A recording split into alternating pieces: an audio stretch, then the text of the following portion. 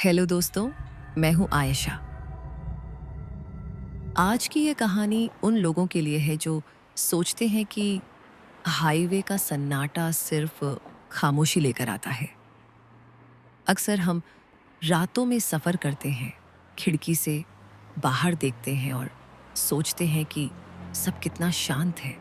पर यकीन मानिए, उस अंधेरे के पीछे कुछ ऐसा भी हो सकता है जिसे देख लेना ही अपने आप में एक मौत है।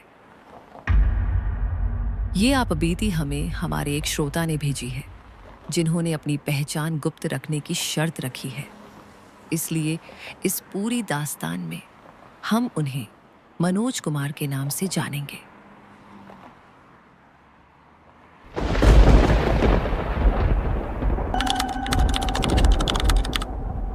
मेरा नाम मनोज है। उम्र 48 साल। पिछले 12 सालों से मैं राजस्थान रोडवेज के जयपुर कोटा रूट पर रात में बस चला रहा हूं। मेरा रूट रात के 10:40 पर जयपुर के नारायण सिंह सर्किल से शुरू होता है। उस रात 15 नवंबर 2020 को माहौल में एक अजीब सी भारीपन था। राजस्थान की नवंबर वाली धुंध आम नहीं होती, वो मटमैली होती है और सड़क को ऐसे ढक लेती है जैसे कोई कफन। मेरे साथ कंडक्टर की सीट पर सोनू मीणा बैठा था। सोनू को हाईवे के इन सुनसान मोड़ों का तजुर्बा नहीं था। वो बार बार अपनी टॉर्च जलाकर टिकटों के बंडल गिन रहा था, शायद अपनी घबराहट छुपाने के लिए। गाड़ी में 36 सवारियां थीं। इंजन की भारी आवाज और डीजल की महक के बीच सब कुछ सामान्य लग रहा था। चाकसू के पास एक छोटा सा पड़ाव आता है, एक पुरानी चाय की टपरी और एक मध्यम पीला बल्ब। हमने वहां बस रोकी। 2 सवारियां उतरीं और एक नया मुसाफिर बस में चढ़ा। उसने एक गंदा सा कंबल ओढ़ा हुआ था। सोनू ने उसका टिकट काटा और वो बस के पिछले हिस्से की ओर बढ़ गया। लेकिन तभी मेरी नजर बस की हेडलाइट से थोड़ा आगे कच्चे रास्ते पर पड़ी। वहां एक साया खड़ा था, पत्थर की तरह स्थिर। न उसने बस रुकने का इंतजार किया, न हाथ हिलाया।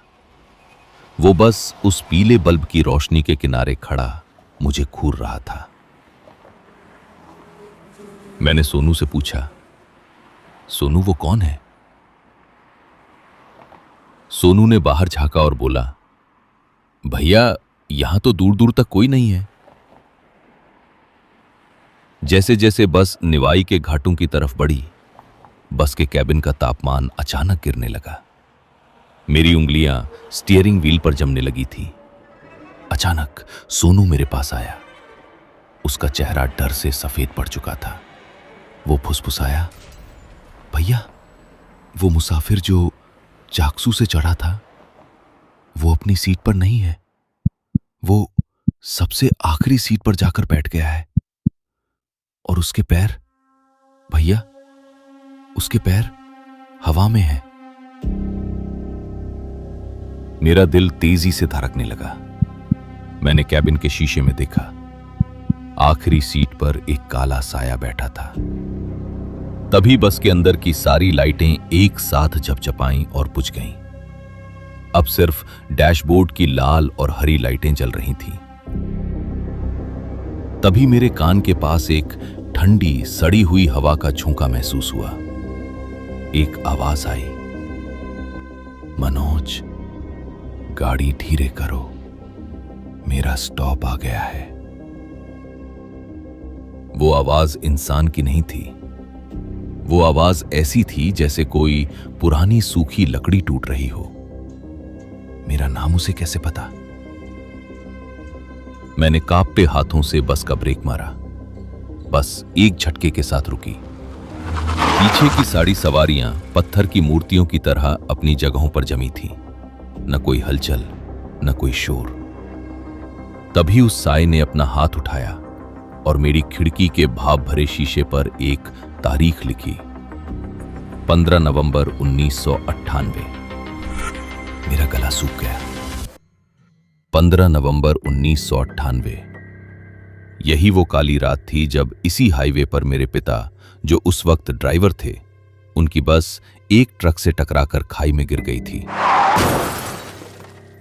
मेरे पिता मौके से भाग निकले थे, लेकिन उस हादसे में 22 लोगों की मौत हुई थी। उनमें से एक आदमी का शव कभी नहीं मिला।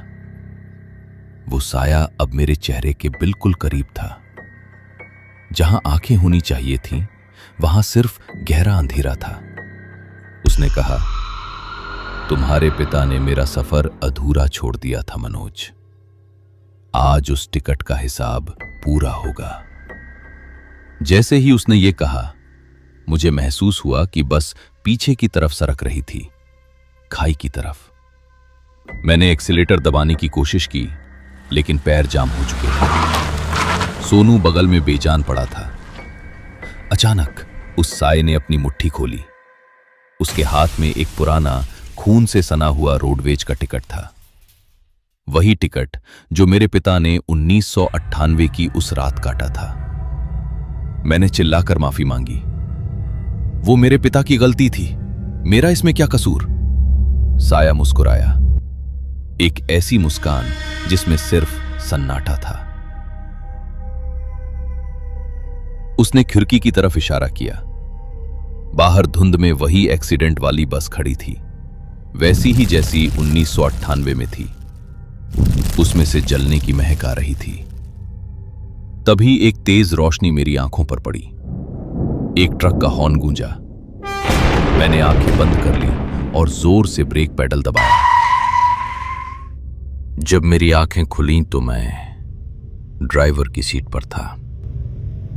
सोनू मुझे झकझोर रहा था। भैया, क्या हुआ? आप पसीने में क्यों डूबे हैं? मैंने पीछे मुड़कर देखा। सारी सवारियां जाग रही थीं और पूछ रही थीं कि बस क्यों रुकी है। आखिरी सीट खाली थी। लेकिन जब मेरी नजर खिड़की पर पड़ी तो मेरा कलेजा मुंह को आ गया। भाप से भरे उस शीशे पर अभी भी साफ लिखा था, 15 नवंबर 1998। और मेरे डैशबोर्ड पर एक पुराना पीला पड़ चुका रोडवेज का टिकट रखा था। आज मार्च 2026 है। मैंने तब से उस रात वाले रूट पर कभी बस नहीं चलाई। लोग कहते हैं मनोज डर गया, पर मैं जानता हूं वो हिसाब अभी भी पूरी तरह चुकता नहीं हुआ है। हाईवे पर आज भी एक मुसाफिर खड़ा है जो अपने अधूरे टिकट के साथ अगली बस का इंतजार कर रहा है।